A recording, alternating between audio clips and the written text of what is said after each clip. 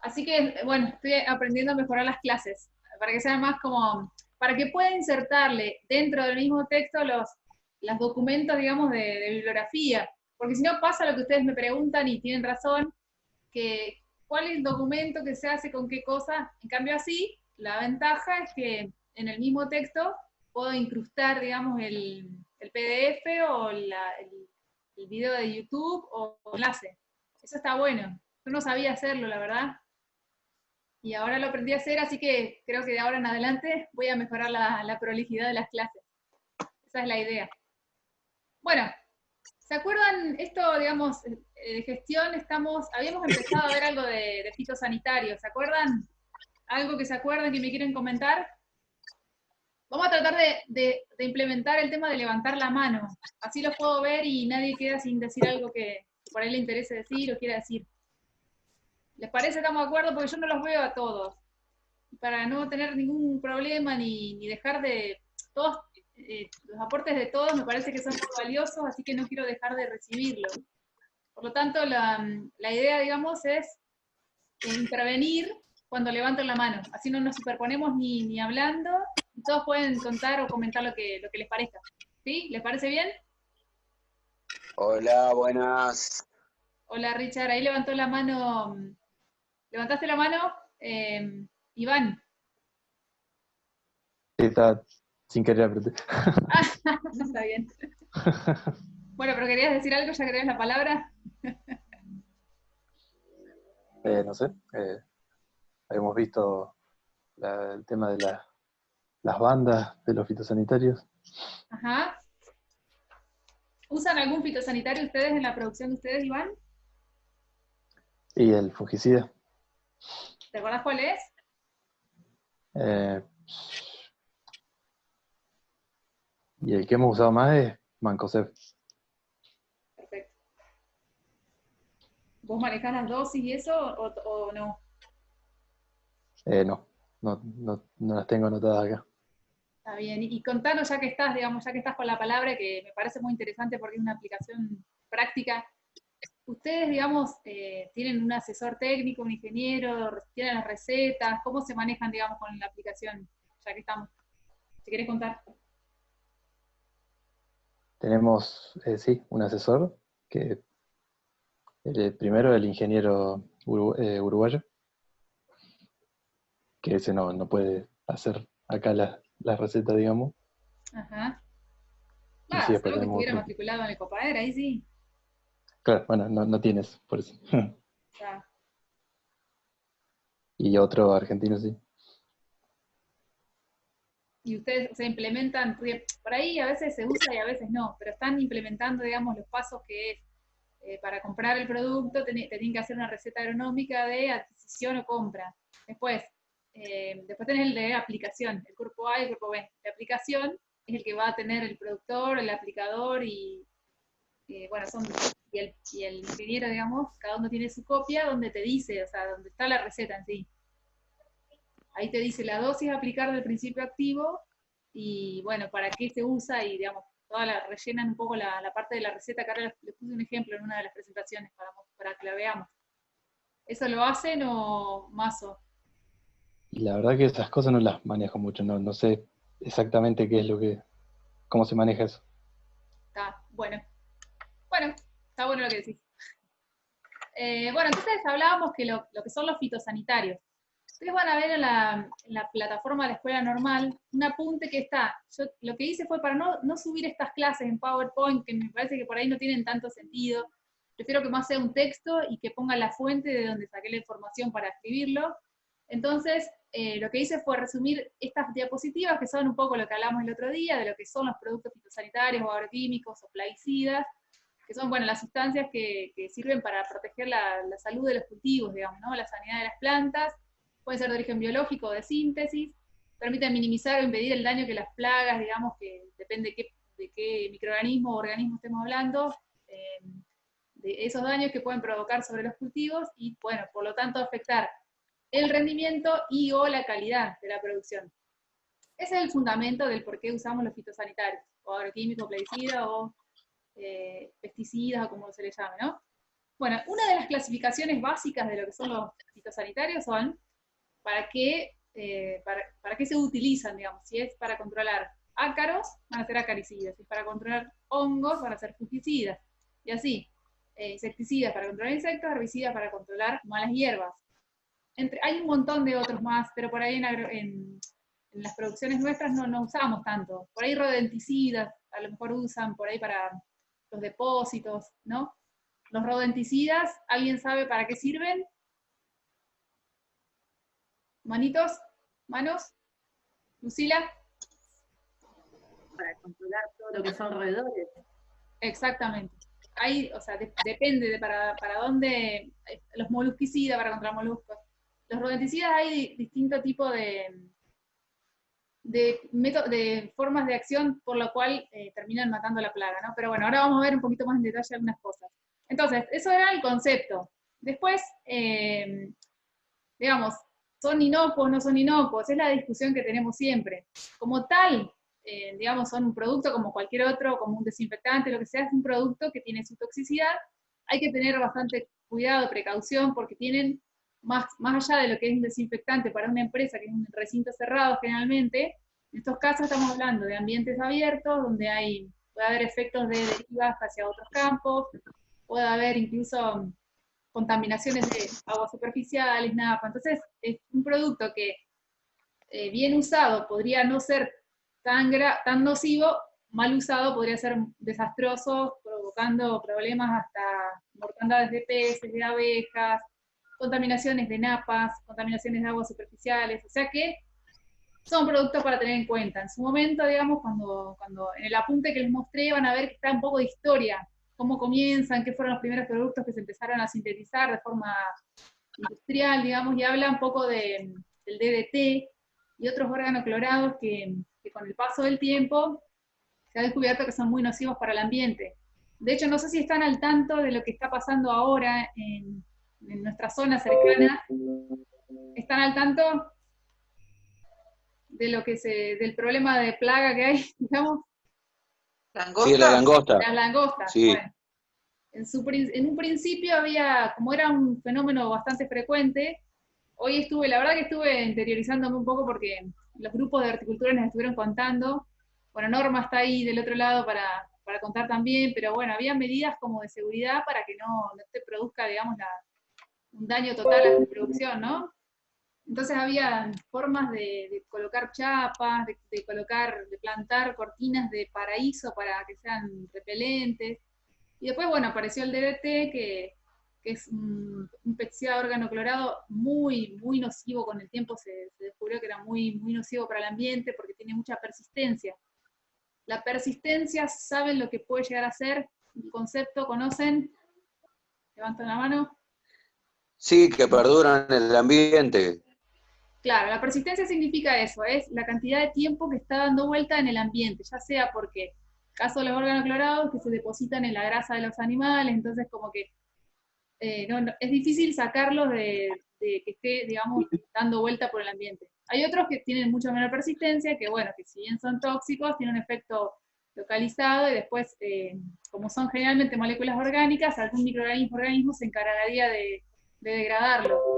Caso del glifosato, por ejemplo, utilizado en menores cantidades, menores volúmenes y menores dosis probablemente, hubiera sido un principio activo que tendría menos persistencia, pero cuando tenemos grandes volúmenes generados, utilizados, sobre todo excesos, digamos, ¿no? Lo que se ha usado para un montón de fines, entonces, bueno, tenemos el problema de ahora que, más allá de la persistencia en sí que tiene, es la cantidad utilizada y mal utilizada. Entonces ha ido volando hasta la Antártida. O sea, se han encontrado moléculas del glifosato o de su metabolito intermedio, AMPA, en todos los ambientes imaginables. O sea que, más allá de la persistencia que hablamos, hay otros factores que también determinan un poco el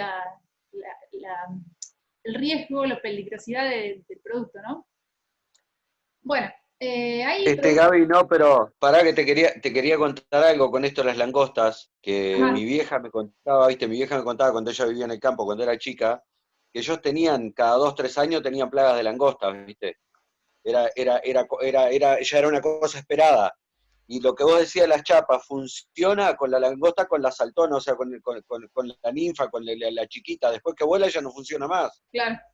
porque la langosta vuela por arriba, pero ella me decía que nos contaba, que me acuerdo, yo nunca lo había visto eso, ¿no? Mi vieja nos contaba que cuando ellos eran chicos, que cuando llegaba la plaga de langosta lo que hacían era salir de noche, imagínate, con faroles a querosene, porque los sol de noche, porque no había luz eléctrica en esa época, Claro. y ni pilas ni nada, salían con los faroles de noche que la langosta no volaba y las arriaban, golpeándoles chapa, armaban como corrales de chapa en las puntas y las arriaban todas hasta ahí y las quemaban directamente con lanzallamas porque dice que era una cosa Ajá. impresionante, te morfaban todo, te Eso nos morfaban la contó, casa directamente. sí, eso nos contó, me parece que Norma nos contaste eso hoy, ¿no? En el grupo, que tenían 2 lanzallamas en la casa porque, para eso mismo. Increíble, ¿no? Pero bueno, por alguna Pero razón, igual por ajá, otro lado mi vieja decía que también había que cuando aumentaba la langosta, lo que pasaba también, viste, que las aves explotaban las poblaciones de aves, ¿no? Y que las aves se comían las langostas. Lo que pasa es que ahora que ya tenemos las poblaciones de aves arrasadas por los desmontes, estamos en el horno porque no tenemos que nos ayuden eso. sí. Las gallinas domésticas, dice mi vieja, que pero quedaban pero cuadradas de gorda de comer langosta todo el día. Ahora, fíjate por eso que estás diciendo, qué grave sería envenenarlas, digamos, con algún producto que sea muy nocivo, porque se produce otro fenómeno ecológico que se llama la bioacumulación. Sí, Lucila, vos querés hablar, pero déjame terminar esta idea y después charlas, decís vos. La bioacumulación se produce cuando, por ejemplo, un ave come mucha cantidad de esa langosta, por ejemplo, ¿no? Que está infectado con X principio activo. Y a su vez, otro animal, otra ave más grande, o algún otro organismo que sea predador de esa ave, se come 10 aves de estas. Entonces, la cantidad de veneno que está acumulándose por organismo cada vez es mayor. Y con otros problemas que no sean solamente los fitosanitarios, también ha pasado, digamos, ha habido ejemplos de, por ejemplo, de metales pesados, que, o sea, en menor cantidad, después otro come más cantidad, se va acumulando, y eso se llama biomagnificación. Ahora sí, Lucila. No, yo lo que quería decir, que del texto que yo no pude ver todo lo que vos pusiste en la plataforma, pero me pareció interesante la parte donde dice que todos los fitosanitarios son regulados por la Organización Mundial de la Salud, tanto porque se realiza, la Organización Mundial de la Salud se basa en ciertos criterios a nivel inhalatorio, crónico, que ahí también debe tener en cuenta la persistencia. Una persona que vive a 200 kilómetros de donde se coloca el producto que una persona que está al lado, ¿no? Y aparte el tema de SENASA, que también SENASA hace estudios particulares a cada producto. Por lo tanto, es como que siempre terminamos cayendo en lo mismo, en la irresponsabilidad de la aplicación de los productos, digamos. O sea, Sí, sí y no también, Lucila. Porque acordate, no sé si todos pudieron ver el video que nos mandó, que nos compartió María Ángeles. O sea, vos tenés una... no, precisamente, esa es una irresponsabilidad. A mí no me importa si se llama Bayer o cómo se llame, digamos. ¿Entendés? Pasa que, bueno, obviamente, nadie se le enfrenta a un organismo, o sea, a una empresa como Bayer. Es una irresponsabilidad de Bayer y política también, que le dejan hacer a esta gente. Totalmente de acuerdo. Lo que pasa es que, viste, que obviamente nosotros en algún punto tenés que confiar, o sea, se supone que los estados están para cuidarnos, ¿no? Una de las funciones que tiene el estado es velar por la salud de su población. Entonces, no podemos tampoco cuestionarnos todo, porque si no estamos como, pero aún así, también tenemos que ser críticos, porque en su momento cada uno de estos principios activos que ahora están prohibidos, que son esos productos totalmente prohibidos internacionalmente, en un momento fueron permitidos, fueron utilizados, mal o bien, pero fueron digamos, acreditados por un organismo, por una institución de algún estado, ¿no es cierto? Entonces, aún así, porque es más, hay algunos productos que te piden, por ejemplo, si no está registrado en Argentina, pero sí en 2 o 3 países más, te hacen otros estudios como adaptándolo al país local, pero hay cosas que le dan por aprobadas porque están en otro lado, que por ahí tiene otras normas. Pero bueno, al final fin y al cabo siempre terminamos dependiendo de creer, digamos, en que las cosas se estén haciendo bien desde los organismos del Estado y después en que el usuario también haga un buen uso de ese producto. O sea que hay muchísimos factores que terminamos viviendo en la confianza. Por eso el tema de ahora del virus que ocurrió, digamos, viste que te das cuenta que hay gente que tiene más responsabilidad, hay gente que tiene mucho menos, hay gente que no le importa nada.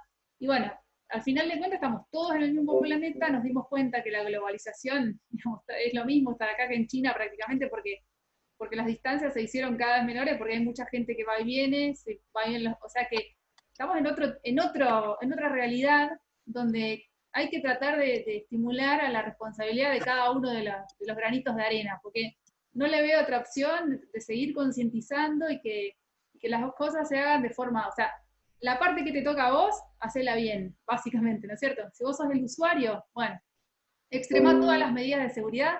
Si te dice las distancias, tratamos de cumplir distancia, tiempo de carencia, todas las indicaciones que te dicen los marbetes, mal o bien están hechos los estudios respaldatorios, mal o bien, pero están, entonces mínimamente como usuarios respetemos lo que dice ahí, ¿no es cierto? Un poco quería llegar a eso, porque más de eso no podemos hacer, lamentablemente.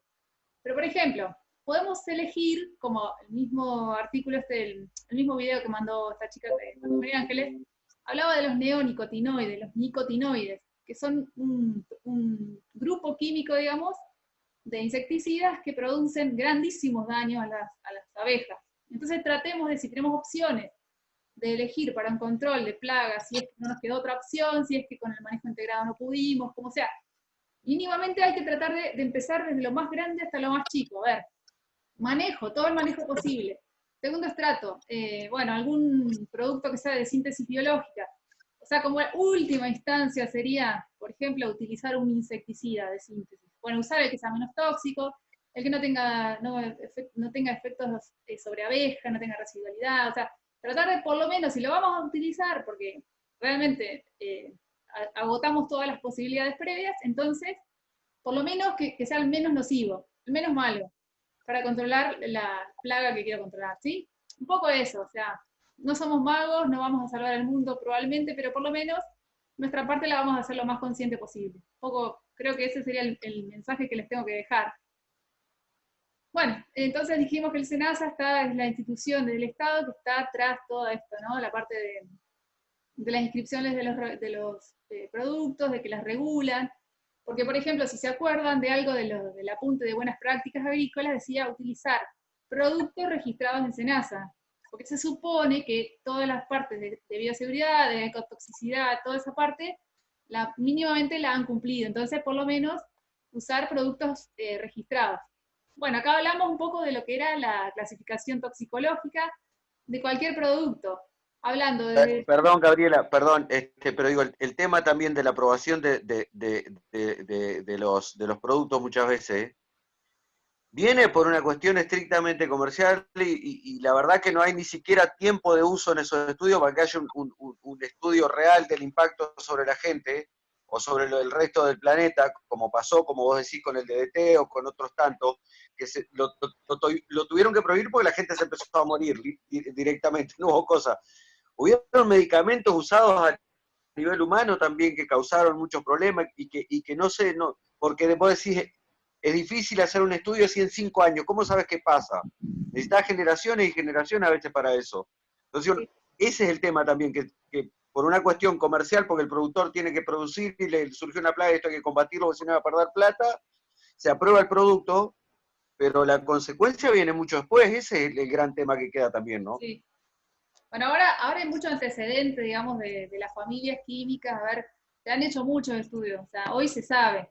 O sea, hay mucho rigor científico en esto, ¿no es cierto? O sea, por ahí puede llegar a aparecer alguien que se queje, lo que sea, está bueno que se quejen o que digan, me parece que esto se hace ruido y a ver si se ponga un poco el foco a otras cosas, pero en realidad, a través de familias químicas se puede llegar a deducir algunas cosas. Pero bueno, ya les digo, mínimamente lo que podemos hacer nosotros es elegir el menos tóxico, el menos persistente, el menos nocivo y tratar de manejar, con prácticas de manejo, reducir al mínimo la cantidad del uso de estos sanitarios que tenemos que hacer. Un poco eso, o sea, más que eso por ahí, no podemos, o sea, nadie tiene tampoco la solución mágica de los problemas. La verdad que las malas hierbas o la maleza, se ha descubierto que con manejo se puede trabajar, o sea, se puede hacer una competencia, etcétera. Pero, por ejemplo, el otro día me decían sobre el tema del uso de algún herbicida para llevar a cabo ensayos de rendimiento de variedades, no me acuerdo si era de trigo o de qué, en realidad no me dijeron de qué era. Pero, por ejemplo, quiero hacer un ensayo de variedades de, no sé, 5 variedades de trigo y necesito no tener otras variables, otros ruidos que me estén haciendo, para yo necesito medir el rendimiento. Entonces, si yo tengo competencia por luz, por espacio, por nutrientes, con otras malas hierbas, salvo que sea de, no sé, 20 metros cuadrados, lo puedo hacer asada, cardillo, pero si no, si es un poquito más la superficie, es medio que está complicado, digamos, ¿cierto? Pero bueno, también hay que tratar de analizar otras alternativas. Eso, el problema que tenían en este caso que me consultaron, es porque estaba metido un poco en la ciudad. Una facultad de agronomía metida en la ciudad. Entonces, se le complica un poco el tema. Porque estamos en otra discusión. Tenemos productos de línea jardín. ¿Y qué diferencia tengo entre un glifosato de línea jardín de un glifosato de uso comercial, de uso agrícola? El tamaño del envase. Claro, el envase, exactamente. Para que Lucila creo que quería decir algo, pero el tema de Lucila es que ella siempre queda como tapada con el micrófono. ¿Vos querías decir algo, Lucila? No, era con respecto a lo anterior, que decía, el tema también hay una cuestión de que si los que tienen que aprobar o no aprobar esos productos no lo hacen, en que queda al descubierto que es como piedra libre para todo el mundo, digamos. A partir de que se aprueba cualquier cosa, por el motivo que sea, no hay quien se salve. Tal cual. Bueno, no sé si me van a escuchar tanto y espero que no se me corte, porque acá está lloviendo muchísimo. Y tengo un techo de chapa, así que voy a tratar de escucharlo lo mejor que pueda. ¿Ustedes me escuchan bien a mí o más o menos? ¿Me escuchan bien? ¿Me oyen más o menos? Se entrecorta. Sí, yo espero que no se me corte, pero bueno, si se me corta, les tendré que seguir que mandar el material. Bueno, entonces, volviendo a lo que dijo, bueno, me lo dijo Iván en 2 palabras. El envase es la única diferencia. Realmente no hay otra diferencia. Yo le dije eso, le digo. Lo que pasa que, a ver, dentro de todas las consideraciones para la peligrosidad de un producto está la dosis y el tiempo de exposición. Entonces, si la dosis es la misma, pero tengo tiempo de exposición menor, entonces probablemente el riesgo de intoxicación sea menor. Para si la dosis es alta, aunque el tiempo de exposición sea bajo, puedo tener una intoxicación aguda, tengo el riesgo, el peligro está. Entonces, bueno, por ahí lo que se consideraría en caso de líneas jardines, que si voy a producir en un campo no voy a comprar tantos frasquitos de glifosato. El que compra el frasquito va a ser porque va a aplicar en un espacio reducido y el riesgo por tener menos superficie va a ser menor. Me parece que se basa en eso, pero ojo, no estoy de acuerdo, porque o sea, cualquiera puede tener acceso a cualquier producto. Por ejemplo, he visto rodenticidas que son banda roja que están en la ferretería. Yo quiero comprarlo, me voy y me lo compro. ¿Y qué hago yo después con ese producto? Pero vos vas a una forrajería y te venden herbicidas, te venden de todo, en línea de jardín te venden de todo, o sea, o vas a un vivero y te lo venden, o sea, no es que hay mucho control tampoco, ¿no? Es bastante desprolija la cosa con eso. Pero a ver, pero yo a lo que voy, la cuestión es otra, ¿me entendés? Digo, yo a lo que voy, digo, justamente si nosotros optamos por el facilismo, decir, bueno, yo tengo una hierba y la que... Nosotros cuando plantábamos trigo en Basa Bilbaso, por ejemplo, lo que hacíamos era plantarlo mezclado consorciado con trigo, con trébol, digo, y el trébol te hacía una capa de cobertura abajo y no te crecían maleza. Cuando levantabas el trigo tenías el trébol. Lo que pasa es que, digo, también hay que ver la escala en que se produce eso. No es lo mismo hacer 1 hectárea que hacer 100.000. Totalmente. Pero tenemos un montón de cuestiones, no es tan fácil, no todo es tan fácil, ni todo es tan de manual, o sea, no, es todo bastante complicado. Definitivamente no, pero por ejemplo, me acuerdo cuando hice el curso de agroecología desde un enfoque sistémico, se llamaba con Titonel. Era un curso de posgrado que nos dio con ejemplos, digamos. Entonces lo que proponía, o sea, te mostraban 3.000 hectáreas de soja, todas juntas en el mismo tiempo, en el campo, digamos, una sola superficie enorme, Y realmente si vos querés producir de forma agroecológica en un campo de 3.000 hectáreas de un monocultivo, así te digo, es imposible. Para poder hacer los cultivos agroecológicos hay que hacer un rediseño obligado del esquema productivo. Entonces, o hay que hacer escalonamiento, o hay que hacer cultivos intercalados, rotaciones diferentes. O sea, el tema de poner los huevos en distintas canastas también se aplica a tener distintos riesgos en cada una de las unidades que voy a poner. Entonces, no es fácil, tampoco un productor agropecuario, agrícola, tiene que ser productor de pecuario también. Entonces hay tantas cosas, en una rotación, la típica rotación de cultivos que nosotros planteábamos siempre de la facultad, digamos, era, por ejemplo, trigo, soja, maíz, pastura permanente 2, 3, 4 años.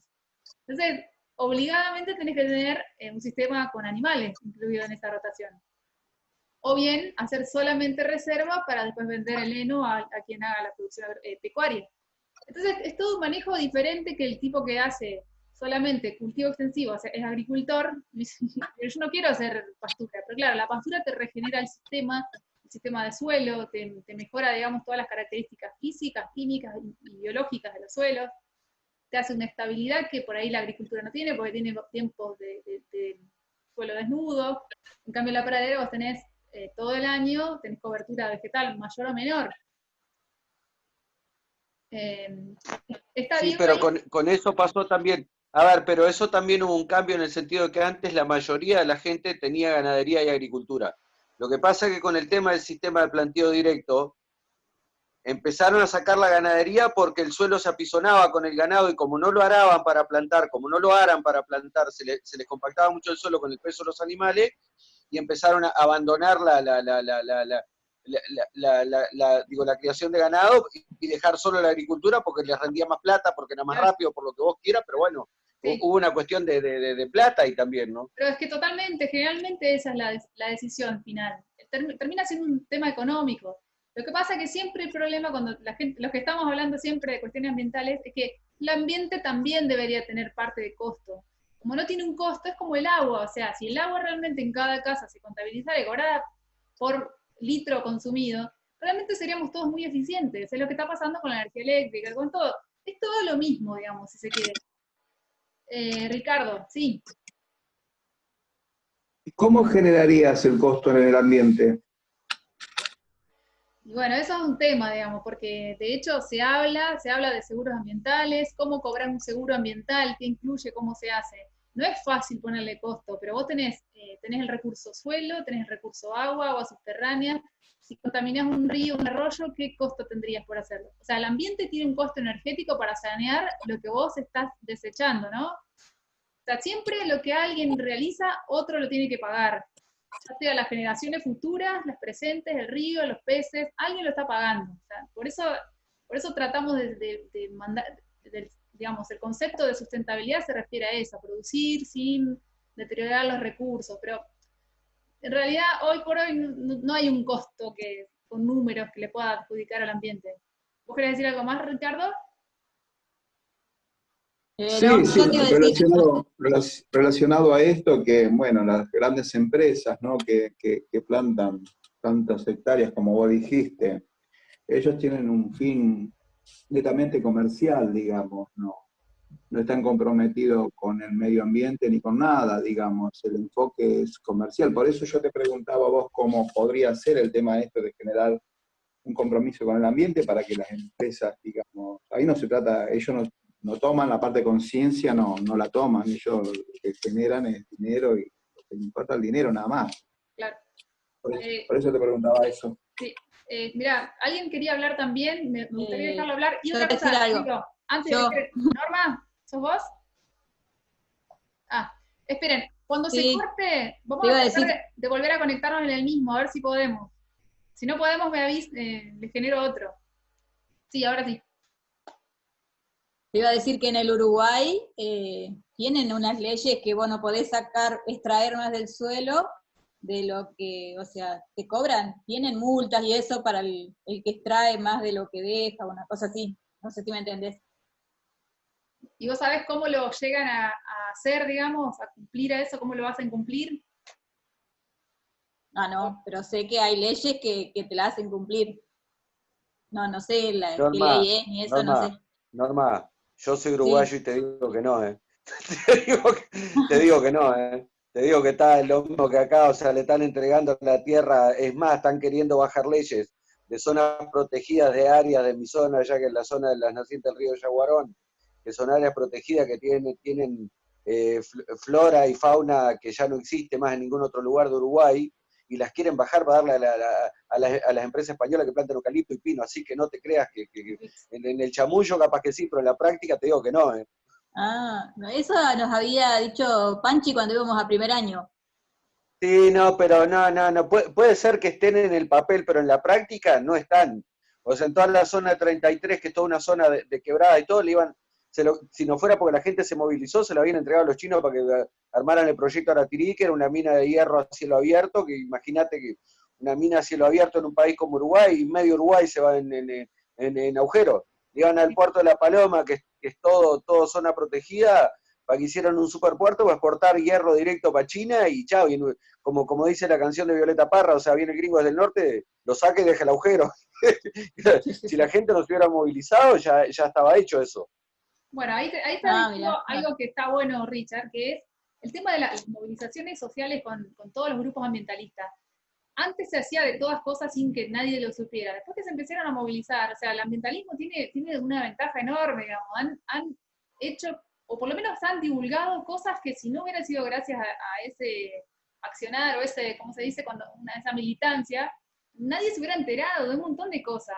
De las minerías, bueno, la minería es un tema totalmente aparte que bueno, en todos los casos donde se extraen, digamos, minerales del suelo hay que hacer explosiones, quedan los suelos destrozados, destruidos. Bueno, acá mismo, acá en Entre Ríos hay muchísimas canteras de ripio, bueno, de ripio sobre todo, de brosa.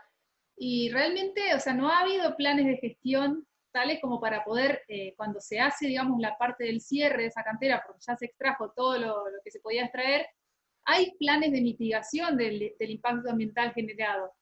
Pero claro, para poder hacer un plan de mitigación de ese tipo, habría que haberlo planificado de entrada con un buen estudio de impacto ambiental, indicando que en la fase de inicio se iba a hacer tal cosa, tales eran las gestiones. Después, durante el tratamiento se iban a hacer tales otras cosas y para el cierre se iba a dejar, por ejemplo, algo que siempre es el ejemplo que nos daba a nosotros, era dejar, guardar, digamos, el suelo, sobre todo las capas superiores, que son las que no les sirven, digamos, para extraer, guardar el horizonte A por un lado, el B por otro lado, y ese, digamos, después sacar todo lo que hay que sacar, y después volver a reconstituir de alguna forma, al revés, ¿no es cierto? El C abajo, el B arriba y el A para arriba de todo, y por lo menos que sea un espacio de un paisaje o una cosa así, que no sean los huecos o las cavidades que quedan después de la actividad. Pero bueno, o sea, volviendo a la pregunta de Ricardo, tal vez sería, digamos, la Secretaría de Ambiente ahora está trabajando bastante te piden estudios de impacto según la magnitud de la obra o de la actividad, digamos, de qué se trate, pide un estudio de impacto. Entonces, te hace está bien, hay más o menos seriedad en lo que se hace, como en todo, por supuesto. Hay algunos profesionales más que se comprometen más con la actividad y otros que, bueno, que ponen la firma y listo. O sea, como en todo, digamos, ¿no es cierto? Pero la idea que tiene desde la Secretaría me parece que está buena porque si vos estás haciendo una obra, por ejemplo, una granja avícola, supóngase, ¿no? Entonces, si estás haciendo esa obra, a ver, antes de hacerla, demostrame cómo estaba, haceme una línea de base con esto, con todas las características que si quieren, por ahí lo podemos ver en esta materia, por lo menos rápidamente, en algún punto lo podemos ver a los cuestiones de estudio de impacto ambiental, un decreto que es para hacerlo, lo podemos ver, o sea, da para verlo en esta materia. Nunca nos dan los tiempos, pero si a ustedes les interesa, yo alguna de las clases se los voy a mostrar y les muestro lo que hacemos, o sea, yo soy consultora ambiental. Les muestro cómo son los pasos a seguir para hacer un estudio, un informe o una carta de presentación a la Secretaría de Ambiente, que está bueno, digamos, está bueno saberlo.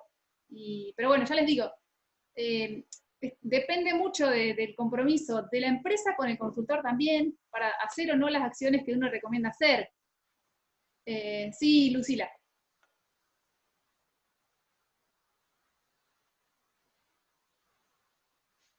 ¿Lucila?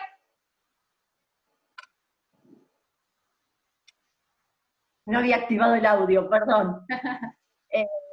No, que para mí el perfil netamente comercial en sí lo tienen todos, el pequeño, el mediano y el gran productor. O sea, obviamente la diferencia es que en esa escala es el daño que provocan.